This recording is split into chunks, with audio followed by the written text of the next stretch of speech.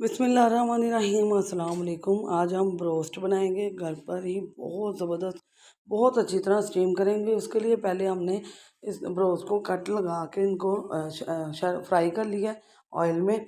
और इस तरह ये कंडीशन है जी, थोड़ा सा गोल्डन कलर आते ही हमने इसको उतार दिया।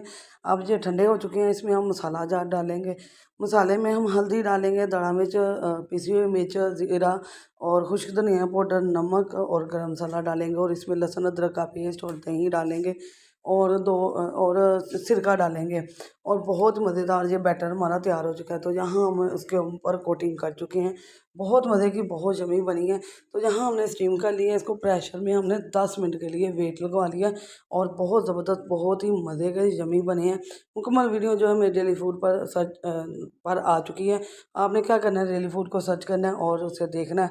मुकम्मल वीडियो जो है आपने लाइक शेयर सब्सक्राइब ज़रूर करना है।